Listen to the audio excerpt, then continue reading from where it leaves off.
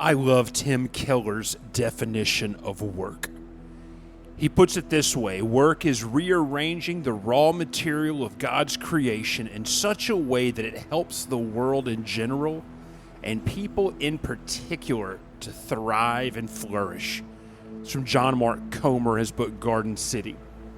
Greg McCowan in Essentialism says this: the way of the non-essentialist is to go big on everything, to try to do it all, have it all, fit it all in. The non-essentialist operates under the false logic that the more they strive, the more they will achieve. But the reality is, the more we reach for the starts, the harder it is to get ourselves off the ground. The way of the essentialist is different. Instead of trying to accomplish it all and all at once and flaring out, the essentialist starts small and celebrates process. Instead of going for the big flashy wins that don't really matter, the essentialist pursues small and simple wins in areas that are essential. I'm Chad Brooks, and this is episode 10 of The Productive Pastor, The Week.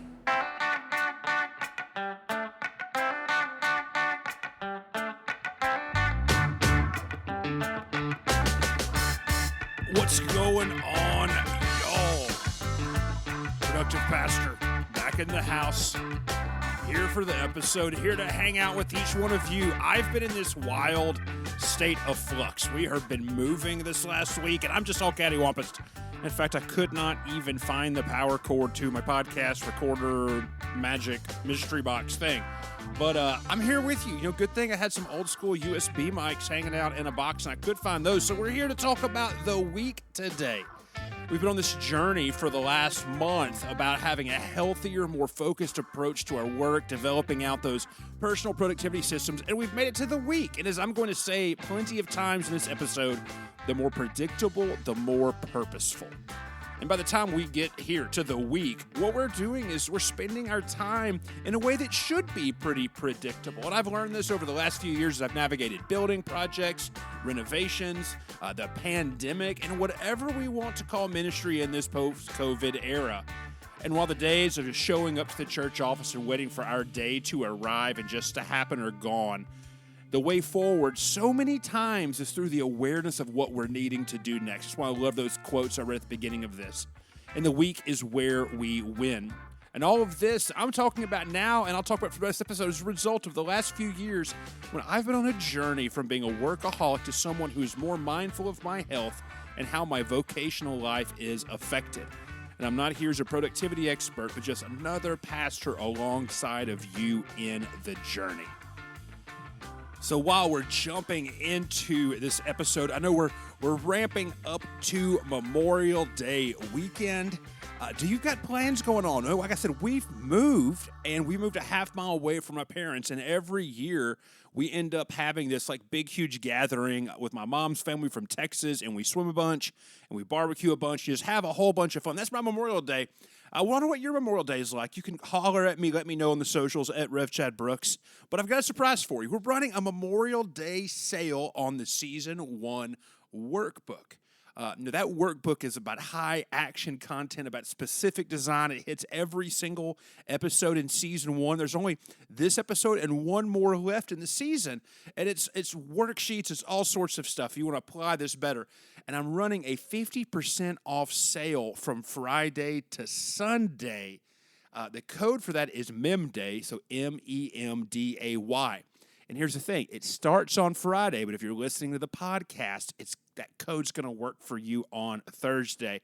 But I want to put this in your hands. So that's a $15 cost. That's like $1.10-15 an episode of just tons and tons of stuff. It's almost 100 pages. It's killer. I love it. I mean, I made it, but I love it. This is stuff I've been using myself for the last couple of years. The second thing is just to talk to you about the Productive Pastor community. I call it the Productivity Party. We're almost at 1,000 folks in that group. I'd love to hit that over there. So if you want to be part of this conversation of all the things that we're doing in Productive Pastoral World, I encourage you to come over and hit up the community. Now, you can find the show notes and links to stuff, everything on this episode at revchadbrooks.com/PPP/010. But that's it. That's all the housekeeping. That's all the kind of stuff. Let's rock and roll into the reason that you are here. That's to talk about the week. And we're really going to do that through 3 movements. Movement 1 is starting well. Movement 2 is running well. And movement 3 is finishing well. And that's what we're going to talk about. Okay, so starting well. Number 1, starting well. I'm also not using a script this episode, kind of going old school productive pastor with an outline. Tell me what you think about it on the socials or whatnot. But anyway, starting well. So how do you start things well? And I think this is one of those ideas that throws off so many people, regardless if you're a ministry leader or business or whatever, is how do you start your week? Now, it might be haphazard. It might be... you might be running into folks on Sunday, say, hey, pastor, can you take care of this? Or, hey, what about this? And you have them like scribbled on your hand or whatever, and Monday morning is just you showing up and trying to remember all the wild and crazy things that you might have been told on Sunday. Now, I'll talk more about how to deal with that later on in the episode. But do you start your weeks knowing fully well what you need to do, or do you start your weeks just saying, hey, it's a Monday, let's see what happens? I talk about this a lot, but I remember having this feeling the first time I was under appointment as a pastor, that fancy exciting role, like 6 weeks in and sitting there in the office one day and thinking, I don't know what I need to do right now. Let me go find something to do. And that's all fun and games, but friends, those days are long gone, and that's also how we just kind of get ourselves into trouble. But I learned from Michael Hyatt years ago the power of just having a personal weekly meeting with yourself. And it's a time for you to sit down and just gather the things together that you might have in front of you, to remind yourself of your priorities and your goals, to review the things you're working on, maybe to plan about what the next stuff is, about checking your calendar and seeing what do you already have on your calendar scheduled for that week. It's maybe thinking about what do you have on your list of those next week items. And a hint how I take care of that is I use Trello as my working system. I'll talk about this a lot in this episode. But I have a column in Trello that literally just says next week. And all throughout the week, if I ever get caught in something, or if I realize something, or somebody asks me about something, whatever that is, I don't take care of it that week unless it's immediately an emergency and all that kind of thing. I just drop it in that whole Trello column.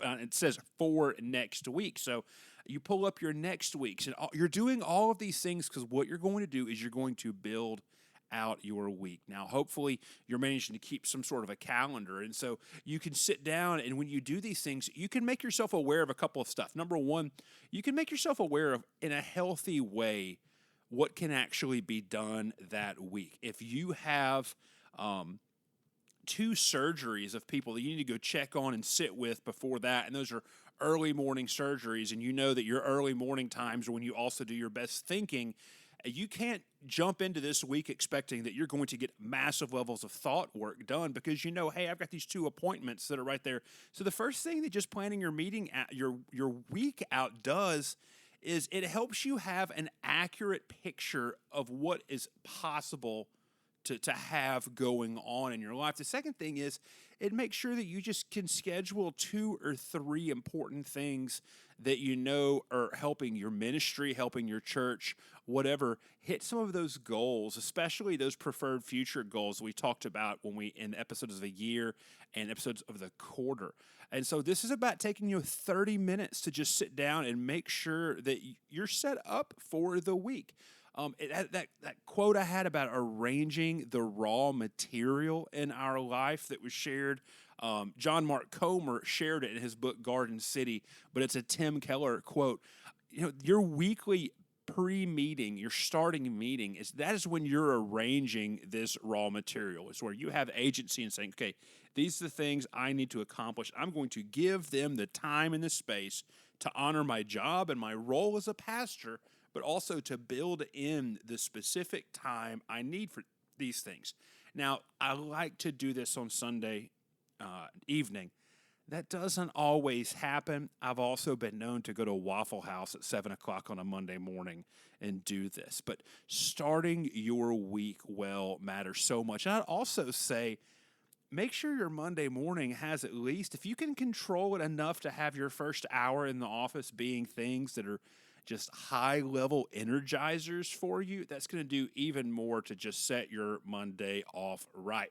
So that's how you start well. That's how I start well, and I've learned that at least. And really, it just boils down to having that pre-meeting and knowing this is what I'm going to do this week. Now, if you're kind of stressing out about this a little bit, you're saying, Chad, my life's kind of crazy, all these sorts of things, we're going to bring that up in the second point. The second thing is run well. And in my notes, I just have starred right here, plan. Because this is why. Knowing what you are doing is the best way to navigate things, but it also lets you, it helps you keep in a realistic place of what work is. You know, in some ways, I think productivity is often like jazz music, and jazz musicians, you might think that they're not really that good because they're just kind of all over the place all the time. But then jazz, there's this term of woodshedding where these musicians practice their scales and their modes just over and over and over and over. And if you've ever seen really good jazz music live, or some really accomplished musicians like in the post-rock world, like I love how Wilco can do this. If you ever seen them live in the song Via Chicago, you've got absolute total chaos going on in the entire band except for Jeff Tweedy, and then they come right back in perfect in the melody. Jazz, hold on yours. These people have woodshedded. They know what they are doing, and because they have a plan and because they've gone through these mental maps in their head, they can snap from chaos to beautiful melody almost instantly. And so many times that's what our plan is. When things just go off the rails completely, we've all had those moments where it gets like that. We step back and we're thinking, oh, okay, I just don't even know what's going on anymore. When we plan out, we can say, I do know what's going on. And I've been running this thing through my head lately about what does it mean to have different to-do lists depending on your mental state. And when you're completely fried, knowing there's a handful of things that you can get done that you can do in that kind of fried state. And I believe in that so much because I believe that there's a satisfaction in finishing something or just checking things off. And in ministry, so much of our work is never ending. And so knowing what tiny mindless task you can knock off on an afternoon just for 30 minutes, because I'm telling you, there's some mental power that happens when you know you've accomplished something. So planning is a lot more than just getting a bunch of stuff done. It's creating a road map and a framework to do this in a healthy way and to kind of move in and out of it. The next part about planning well, about running things well, is what I call tiny, huge tasks. Now, friends, I'm all about my tiny, huge tasks, and this is why. A tiny, huge task is some small, incremental thing that has huge differences. And the week is the place to understand where your tiny, huge tasks go, what those tiny, huge tasks are, and why they matter. Your tiny, huge tasks and your working system just go hand in hand. They're boyfriend, girlfriend in 8th grade. They won't separate themselves from each other. And I use Trello for this. And this is what a tiny, huge task is. Tiny, huge tasks are those tiny little systems of small, repeated actions that over the long run are just super, super important things to do. And a lot of times this is relational contacting stuff for me. I've talked about it tons on the podcast. You know, I try to text 5 church members each morning and say, hey, I'm praying for you today. You know, that's one of my tiny, huge tasks I do. All these simple little things that we do that can add up to big stuff. And so make sure I try to have 2 or 3 tiny, huge tasks on my list on my Mondays through my Thursdays. So that way I walk into the office on a Wednesday morning and I know immediately, okay, hey, I've got these 2 tiny, huge tasks that I do every Wednesday. And it's kind of like the Jocko Willink idea of making your bed first thing at 4 o'clock in the morning. You go into the office and you knock out your 2 or 3 tiny, huge tasks. It takes maybe 10 minutes. And next thing you know, hey, you've accomplished something. You've got something done. You're getting the mental power and energy through that. So your tiny, huge tasks, in so many ways, your entire day could be a wash, but because of your tiny, huge tasks, and these things are deeply, deeply strategic oftentimes, things can go crazy, and things can also move forward at the same time. Now, a couple other things here, because remember I told you, if you have a lot of anxiousness about just being completely overworked, a couple of things here. First thing is this, 80%. Y'all, it's the magic. 80%. Because this is why. If your week is scheduled out to 110%, trust me, it won't be well. You won't get it done. It will be chaos. It'll be stress the whole time. This is part of that kind of pre-week meeting about starting well, is sitting down and saying, okay, hey, I'm going to make sure I've got 80% of my time blocked off, and that's it. And when I say 80%, I'm also meaning blocking out that relational time. Like if you have to go and visit some folks in the hospitals, or if you have to go do any type of relational stuff right there, block that in, because you know what? That's a priority for ministry. So when you schedule 80%, what you're doing is you're leaving 20% in there. And this sounds wild, but think about it. That's an entire day worth of unscheduled times. And that will allow you to be adaptable and to be flexible, because the more predictable, the more purposeful. Remember, I said I would say that a lot in the beginning of this episode. I'm starting to say it now. The more predictable, the more purposeful. I talk to so many ministry leaders that just say, I've got too much going on and I know it. And so when we plan to only have 80% of our time blocked, we're giving ourselves that flexibility we need, and we're giving ourselves the ability to be more responsive. The second thing that's helpful with this is creating what I call day blocks. I heard this years ago from Casey Graham, and I've adapted them off. But for me, I have 3 day blocks. The first one is I have an administration and care block. The second one is I have a preparation block. And the third, I can't think of a good word. I always just call it big days. And if you're a ministry leader, if you're in front of people, you know what a big day is. Sunday morning, big day. If you're in student ministry, your student program on Wednesday night or Sunday night, big day. Y'all know what this means. And think about these things in half-day blocks. So you have your mornings and your afternoons. Your mornings or afternoons. And you can declare, okay, in this space right here, I'm going to do administration and care. Or in this space right here, I'm going to do preparation. And that preparation means the work that you need to do, the necessary work behind the scenes that allows you to go into your big day type work, and schedule that out. Because remember, the more predictable, the more purposeful. You can take care of these things. This is how you run your week well. And the last part of this running well is this, and I'm a huge fan of just 3 things. 3 focused tasks. That's it. This comes from our planning. Remember, the more predictable, the more purposeful. If you can take care of 3 things a day, you will be blown away with what that does in the long run. A lot of folks love to use a Post-it note as their to-do list, and I especially do a Post-it note and use a Sharpie. And you only do what can get fit on there. And you think about things. You're setting up these focused tasks when you're planning your week out. You're saying, okay, I know that we've got this big trip with our student ministry coming on, and I've gone in and I've done the work, understand the larger goal we have here.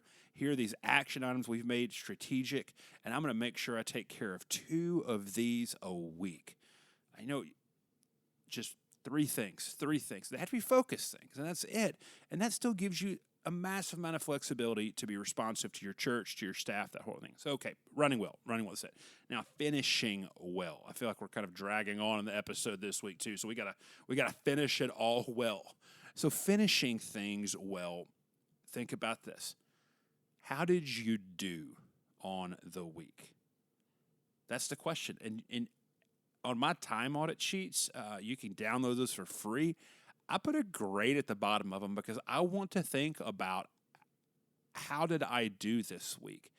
And where that question back in the day used to have been like, what all did I get done this week? Now it's like, okay, did I manage to do my job in a way that was healthy for the church and also healthy for me? I talk about the same HBR article all the time, where they did a study, and just being able to finish things or to move things far along was the greatest indicator of someone saying, I had a good day. I'm going to link that article in the show notes.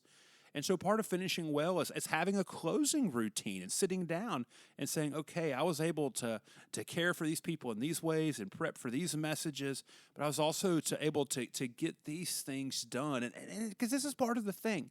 In ministry, sometimes it doesn't happen. And there's many reasons for that. I know you might have had a really, really wild time and had a couple of deaths and had to deal with some funerals.